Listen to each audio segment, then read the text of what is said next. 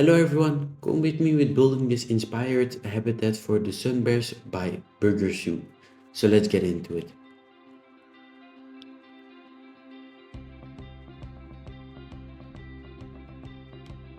So guys, this habitat, as I said in the intro, is inspired by Burger Zoo, and I visited this zoo.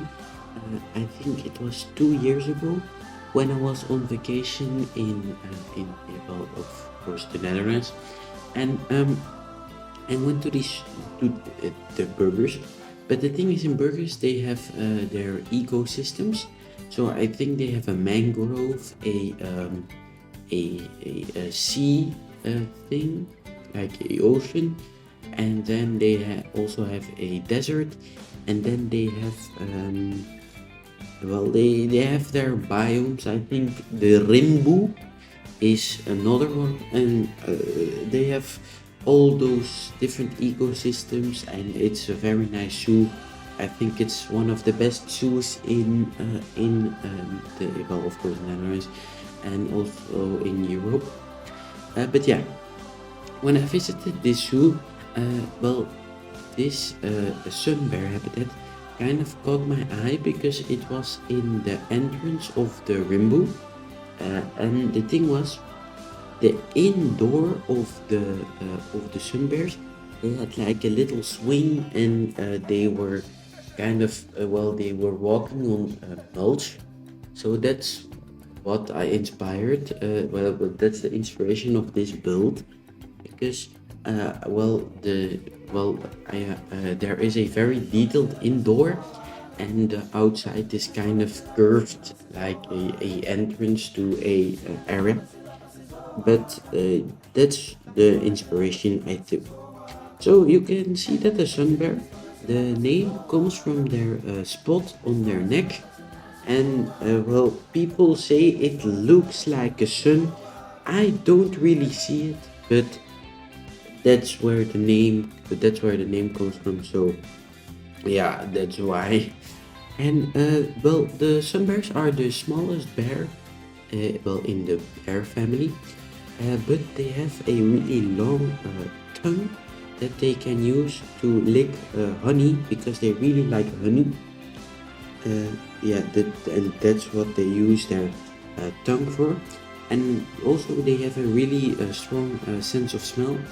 So they use their sense of smell to smell honey and the honey combs, and then they use their claws and their tongue to extract the honey. And normally it works great, because they thrive on, well, they don't really thrive on honey, but it's like a little snack.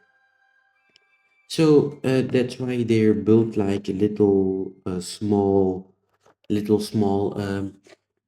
tanks, because of course they have small but still strong teeth and claws, and also a really a really long tongue. So that's why.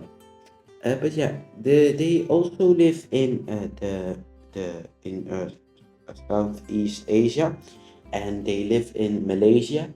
And the thing is, that's the Dutch name. It's the Malaysian bear in Dutch, and yeah, well, because they live in Malaysia, of course.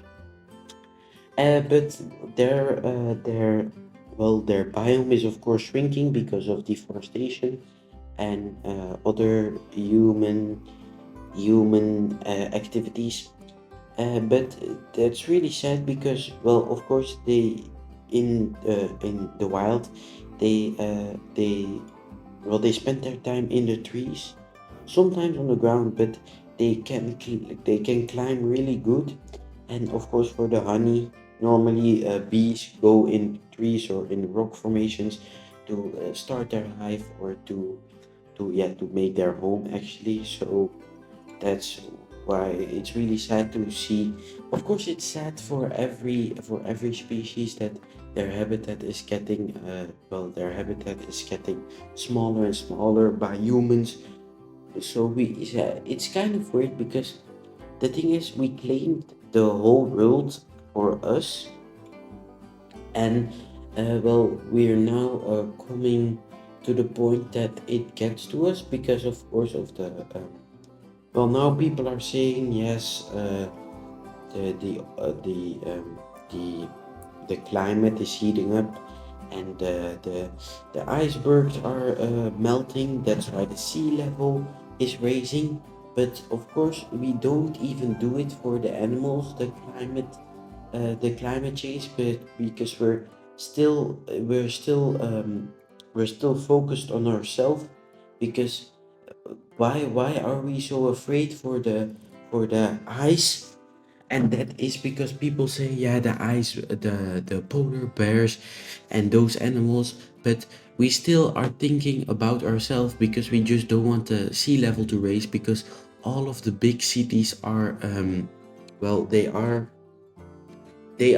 either close to the beach, or they're either close to a water source. And that means when the sea level rises, the water source rises with it. And when the water source rises, you have you have risk.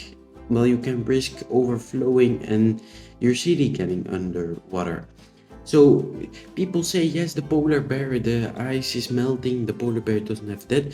Of course, that is, but still people just think about themselves, because that's what people do. Humans, they just, well, they don't really only think about themselves, but we kind of, we kind of took the planet, because before we were here, well, yeah, before we were here, it was just a thriving ecosystem with animals. And then we arrived, well, and then we evolved actually. And then, well, then everything started to go to hell. And now we reached the point that we went too far, and we're really on the point that, well, we can turn it back, but we have to act now, because in a few years we can't return to the first. Well, we just can't return to the first thing that the planet was. We kind of messed it up already. So we can't turn back what we have changed, but we can make it less. But, well, then the whole humanity has to do that, but not the whole humanity is gonna do that, because there are still some people that think that they're better than the world. And then there are also people that say, no, no, well, they are gonna change the climate so I can just drive a bit more with my car. There are always gonna be that type of people. And yes, they don't want to work for the climate. Yes, they just want to think about themselves. But still, they need to change, because when they don't change, well, of course, the world is gonna go kaboom.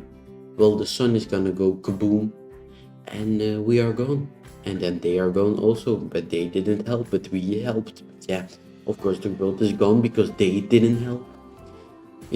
So it's all just a bit weird, because well, you always have some people that don't want to work with you, or that want to work against you. And it's really sad to see that those type of people exist, because other people suffer uh, from those people. And yeah, of course, there need to be that type of people, because not everybody can be nice, not everybody can be, everybody can be a friendly person, because I don't know why, but yeah, it's just weird. So if you're like that, just change a bit. And when you changed, you're a nice person when you click on the subscribe button. You're a nice person when you subscribe to my channel and you press the like button. So just press it. You're a nice person. But let's get into the habit. So you can see that I started out with the main building, and the thing is, I kind of was bored of the Twilight wall, because I just overused it. I think it is a very nice looking wall, but I think I just overused it a bit too much. So I'm kind of like trying to get more like other walls, and of course the new brick wall that they added, I think it looks really nice. So I think I'm gonna work a bit more with that. And you can see that I of course used it in this build. But you can also see that I started out with the perimeter and with the viewing point, and the viewing point has kind of a bit of a like lantern. It's just to get space between the visitors and the animals, because of course those little sun bears are little escape artists, because they can dig, they can climb, they can jump, they are really strong. So it's just the fact of keeping them in.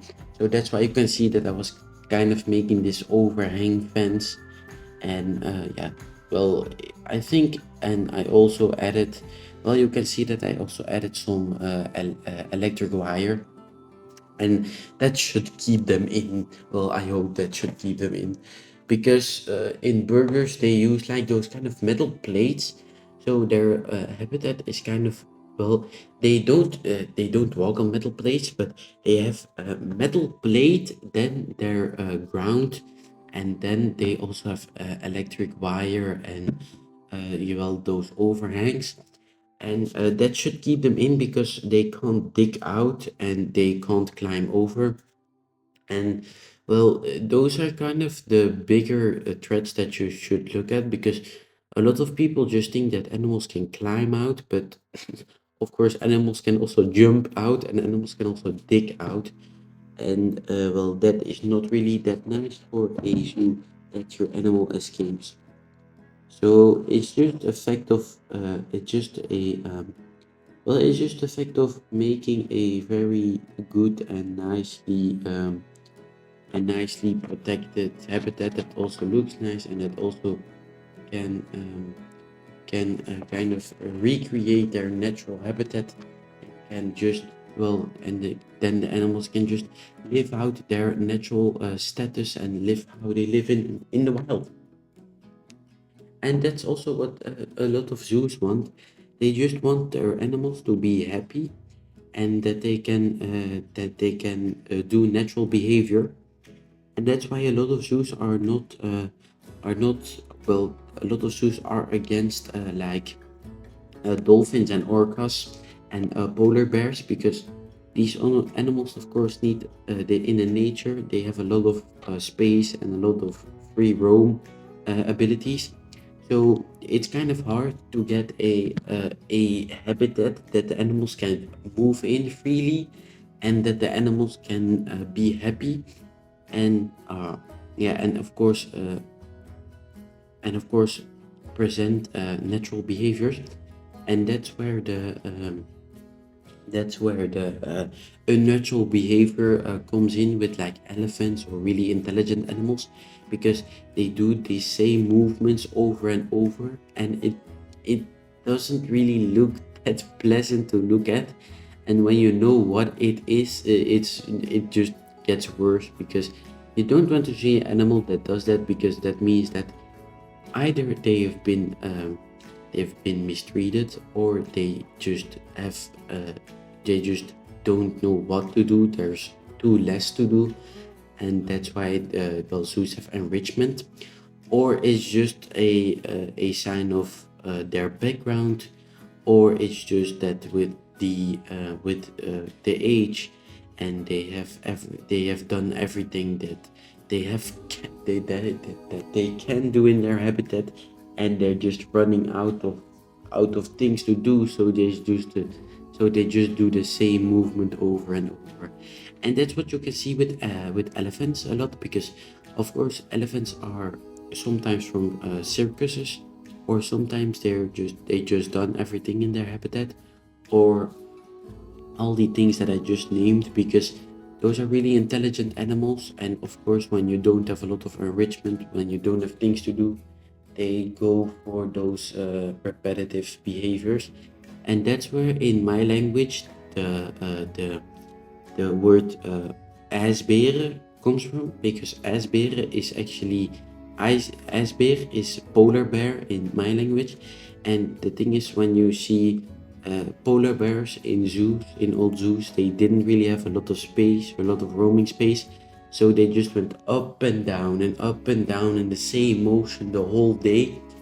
And that is not natural, because they don't have a lot of space, they can't do their natural behavior, and they just can't they just can't really do anything, so that's why they do it. And then their brain gets in like a say motion, and their brain is just slowly rotting away. So, but it's kind of different because with predators, you also have those pacing trails. And well, not only with predators, but with a lot of animals. And that just means that they're walking along their territory. But the thing is, of course, the habitat is smaller than in the wild. Because, well, let me just explain it. A lion sets his territory, and I'm not sure if it's every day, but he will walk that territory, and he will spray his urine or kind of his scent marks again and again, because then other lions know that it's his territory, and if they intrude, there's of course going to be a fight for, and they kill the cubs for mating and all that stuff, but there's a bit too far. And of course, they walk that same thing because they want to keep their area, and people need to know that it's their area. But in a habitat, it's way smaller. So when they patrol that area, they keep patrolling, and the grass slowly gets like stamped on, so the grass doesn't grow anymore. And then you have those pacing trails. But the difference between pacing trails and those unnatural behaviors is that those unnatural behaviors are from, of course, a background or a bad situation, and those pacing trails are just a natural sign of them walking their borders. And the thing is, with you can see that because with those unnatural behaviors, they just go up and down, same motion. But with those pacing trails, they go around, around, through, around, through, maybe the other way, around, through. And with those unnatural behaviors, it's just up and down, up and down. With elephants, it's a lot of swinging their head like to side and to left, to right, to left, to right, swing their head, that their trunk kind of moves. And with polar bears, it's just to left a few steps, and to the right a few steps, to the left a few steps. And it is really rare to look at, because of course it looks like those animals don't do anything, and they don't like they don't react to anything. So yeah, it's just a bit weird, because there was like a fact. I'm not sure if it's in the Bronx Zoo, or I think it was in the New York Zoo. What's it called? Central Park Zoo. That a polar bear was recorded to swim uh, like like 60 laps in his pool, and it was like, I'm not sure, like it was like 30 kilometers a day. And of course that's not natural because well, polar bears can swim, but it's not natural for them to swim that much. And of course, when you have ability to walk on land, it's not natural for them to jump in their pool and then swim the same route every day, every time. So they actually, I think they put that polar bear down because it was just too unnatural for him, and he was kind of suffering. So I think that's what happened, but I'm not sure. But yeah, that's kind of the sad part about zoos, because when you don't really have a good, well, when sometimes good zoos get like rescues, and then of course the behavior can happen, but that's not from their habitat. But other times you can be in a really bad situation with your zoo, and of course that can happen. But you of course don't want any animal to do that behavior, to do that behavior. But sometimes you just can't, like, sometimes it just happens, and it's really sad to see, but you can't really change that. But yeah, let's get back into the build, because this was a bit of a, yeah. You can see that I started out with just the foliage and the rock work, And for this one, I skipped the inside because, well, I already had like 40 minutes of footage just from the outside, and then I had to do the separation that the guests can see and also the backstage. So that is just off screen, but you can see that I started out with just the foliage, the planters, and then, of course, the rock work. And now you can see that I finished the pathing, and well, those are, I know I started out with the planters, and you can see that I just used the Indonesian like ridge piece to make those kind of, yeah, but to make those kind of ridges, and then you just get a pop up from the concrete, and then you can see that I made a little planter from that. But those are kind of the last things I added. I hope you guys enjoyed, and if you would like to press the subscribe button and like button, that would be appreciated. And I'll see you guys in the next one. Sorry, I had to cut this voiceover a bit shorter, but I don't really have anything more to say, so it's just a few planters and then the cinematic shots. It is longer cinematic shots because it is a really long build today. But I hope you guys enjoy, and I'll see you guys in the next one. Goodbye, guys.